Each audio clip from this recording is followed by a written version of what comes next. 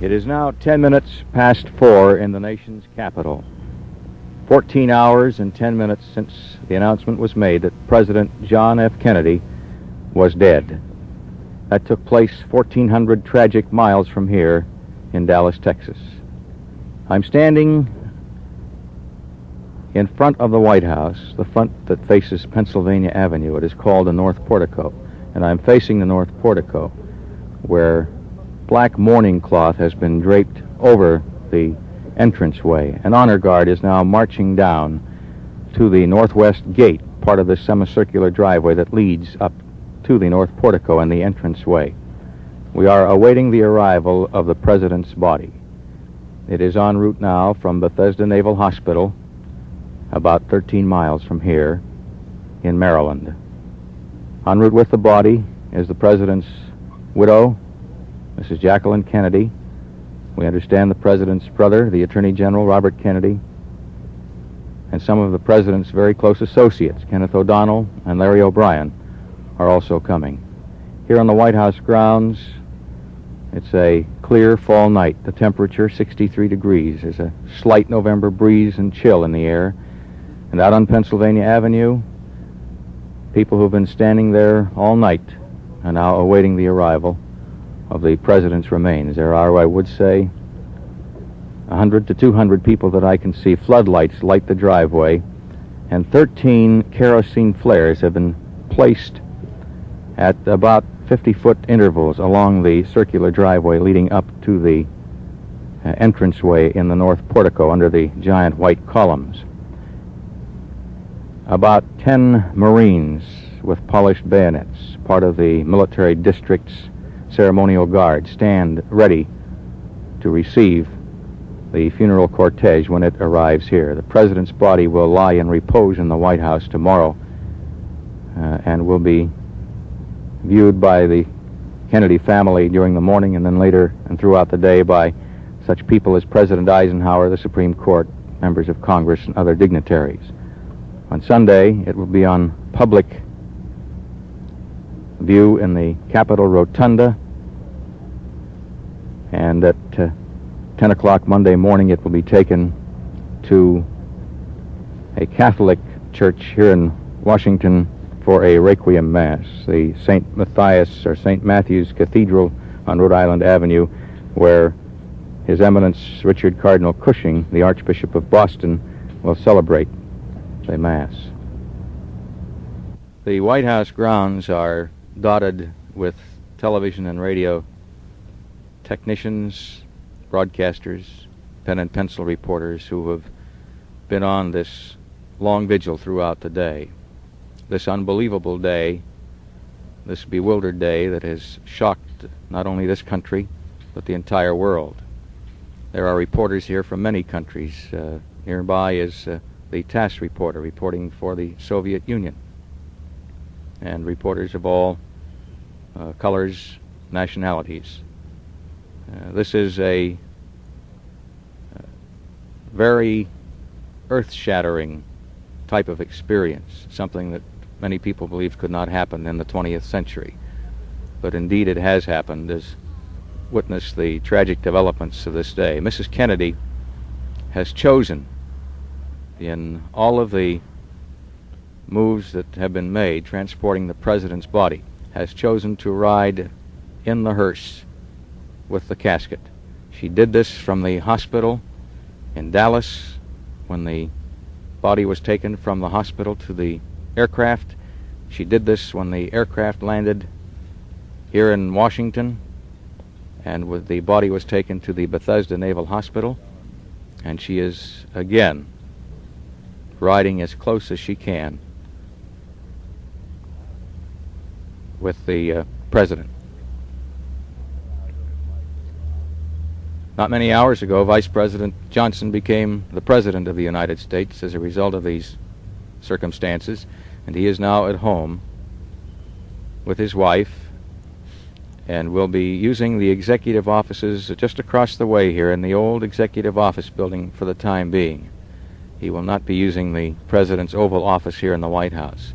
It's very hard not to think of President Kennedy when you look out over the beautiful trees and the grass here because the president was a man who loved the out of doors. The other day he had a ceremony in the Rose Garden.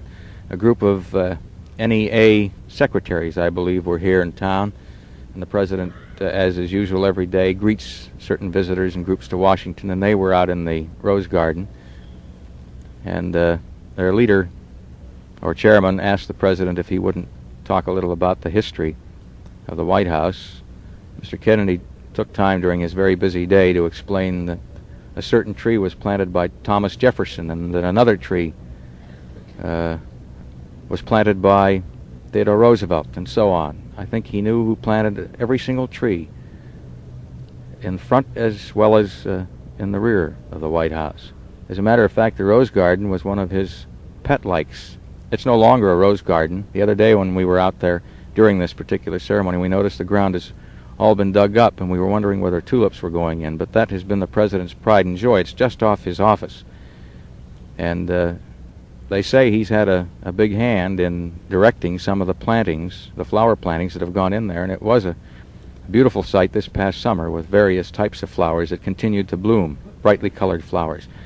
The reason we know that the Rose Garden was a very pet-like of his was that during a certain ceremony, I believe it was a ceremony honoring Winston Churchill, when Winston Churchill was made an honorary citizen just this past spring.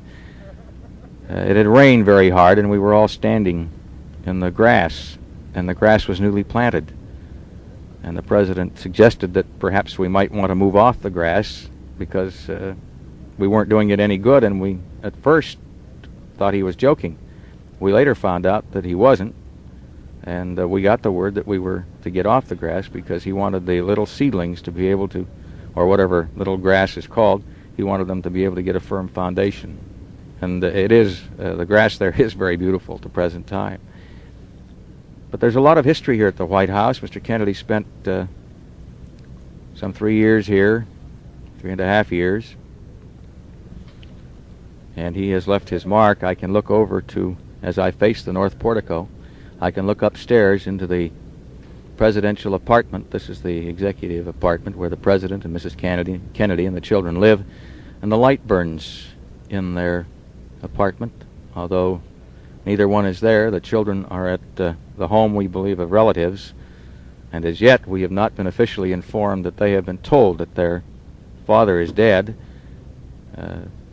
This information is very private at the present time, and the Kennedy family wishes that the personal lives of the children would not be disturbed at this moment. We've also been requested that to use discretion in some of the photography that might be taking place, and I believe anyone in similar circumstances would request the same courtesies. The crowd in the street on Pennsylvania Avenue is looking northwestward. That will be the direction from which the caravan will be coming. Ann Corick of our Washington Bureau is standing over closer to the portico, and she is going to get back here with a description of developments over there once this caravan arrives. An honor guard of Marines, Army men, Navy men, Air Force men, and the Coast Guardsmen line the stairway leading into the White House and through the lobby and to the left into the East Room, where the President's casket will lie on a catafalque, a black catafalque. It is draped in mourning cloth. We were told that this catafalque or platform is similar to the one that was used by President Lincoln's family at the time of Lincoln's death. The East Room has a great deal of history attached to it, and that is where the President's body will lie and repose tomorrow for dignitaries and the family. And as we said on Sunday, he will lie in state at the Capitol Rotunda up until, I believe, it'll be 9 o'clock p.m. for the public, and until then on Monday from 9 until 10 a.m., and then at 10 a.m. it will be the procession will be bringing the remains to the St. Matthew's Cathedral for a Requiem Mass. This will be a pontifical Requiem Mass at 12 noon. Washington is still very much shocked over what has happened today, as is the nation.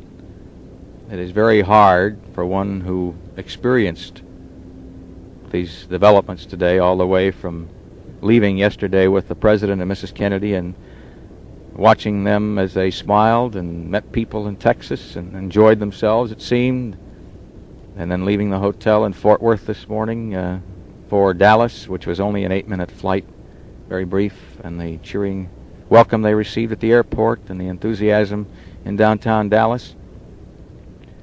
And then to find such cold tragedy facing this first family in just a split second, when the President's life was snuffed out by a sniper's bullet. I think most of our dignitaries, former President Eisenhower, Mr. Hoover, Mr. Truman, Adlai Stevenson here just a few hours ago at the White House, expressed in more eloquent terms how this country feels about its presidents and how the nation unites when something like this takes place. Washington, although it is a gay city so far as diplomatic partying and the affairs of society go, is not a what you might call busy city at night.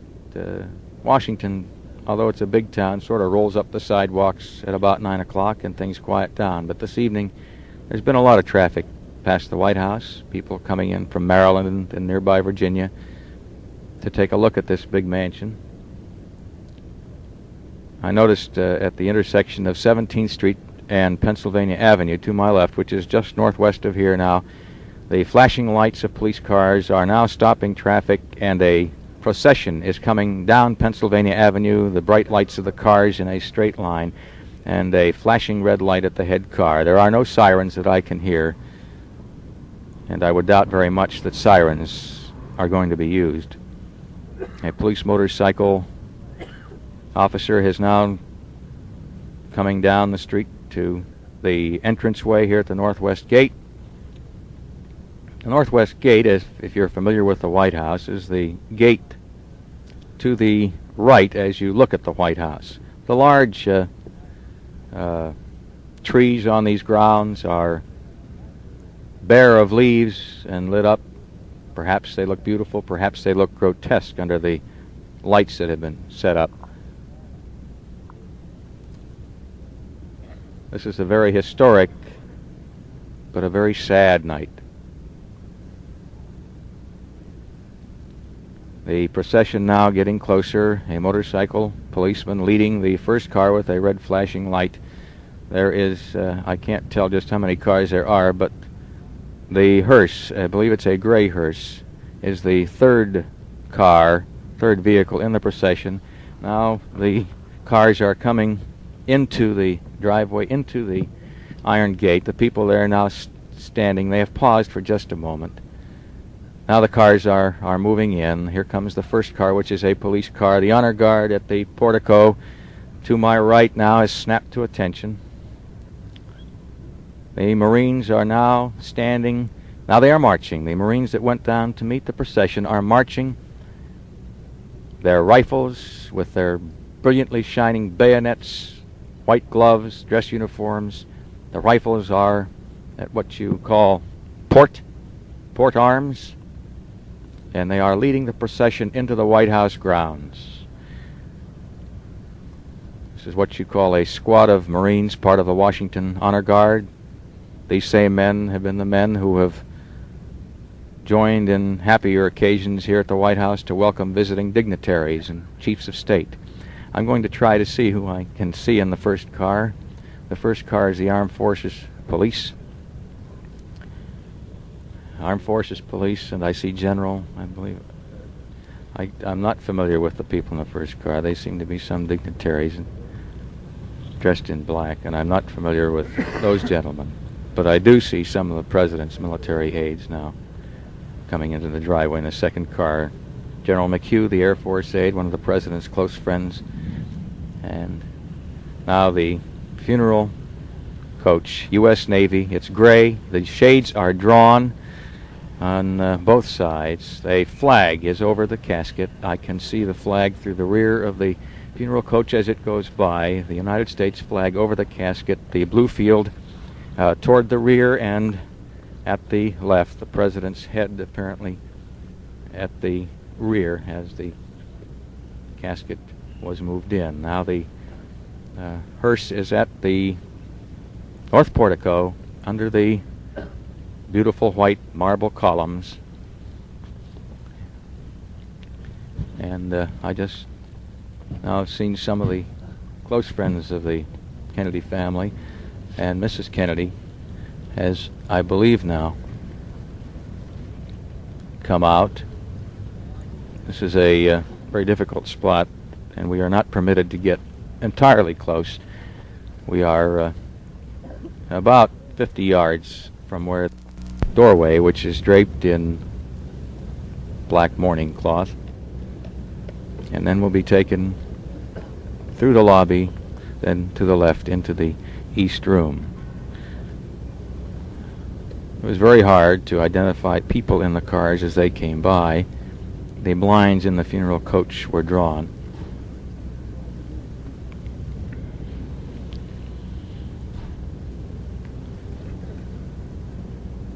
The casket, so far as we can see from this position, is still in the funeral coach.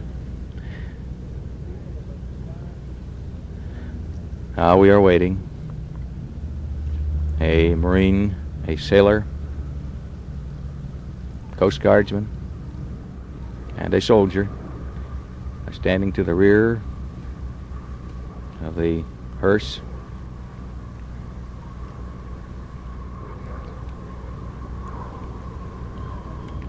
This is a part of the ritual that takes place at the time of a president's passing. Earlier, two Roman Catholic priests entered the White House. They are two priests who have been designated to sit with the president's remains during the night. They will say prayers during the nights that the president's casket is here in Washington before burial. Now the casket has been removed from the hearse, and the military contingent is carrying the flag-draped coffin into the White House. The gentleman leading the procession took his hat off as he went in. The casket has now gone through the doorway under the black mourning cloth that drapes the entranceway, and now a group of people following behind, and I could not at that moment see whether Mrs. Kennedy was there, but we will have that information in just a second as soon as Ann Corrick gets back from her vantage point.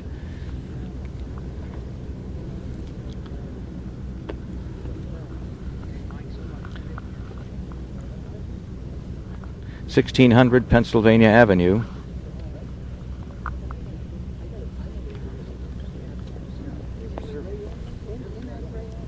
Has now written another page in history.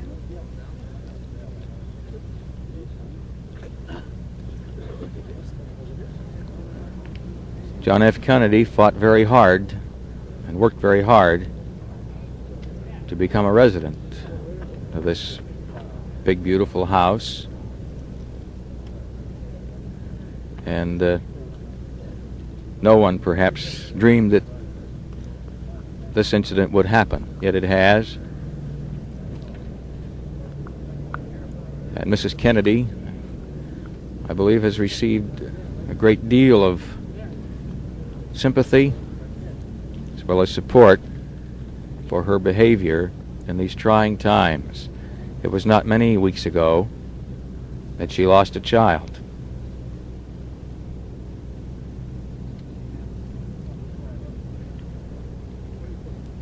We do not have information on where the burial will take place. There is some talk, however, it is not confirmed that the president will be buried next to the son that was lost this past summer in Boston, Patrick Bouvier Kennedy. The honor guard is now filing in to the White House.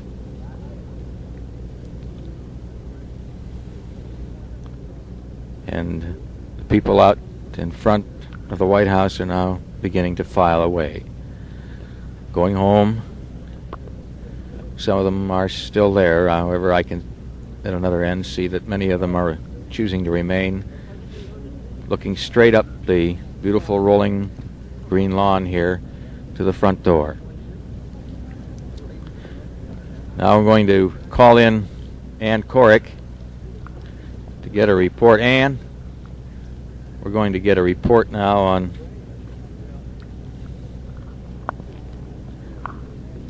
on what Ann has seen.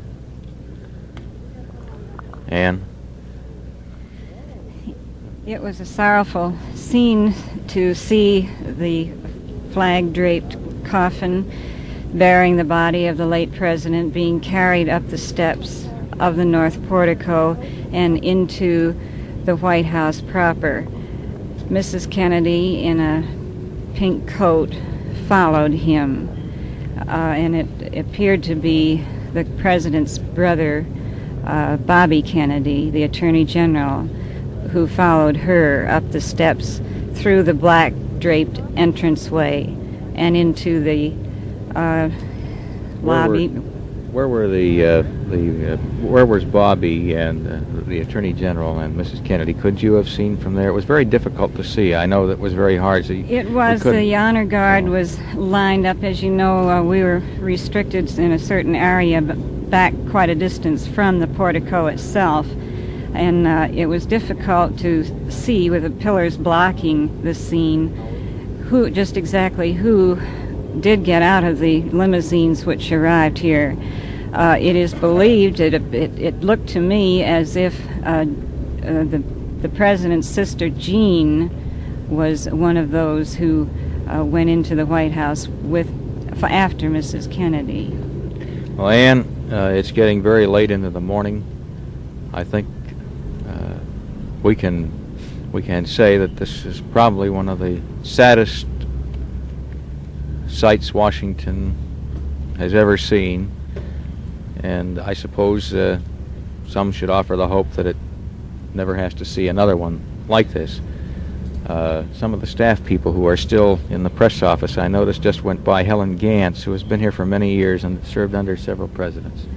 Mrs. Gantz has been here since 1949, served under 3 presidents. I noticed the tears in her eyes as she walked by me just a second ago, and Nancy Olson and some people like that who have worked fairly close to the president, who would see him perhaps every day, are very moved by this.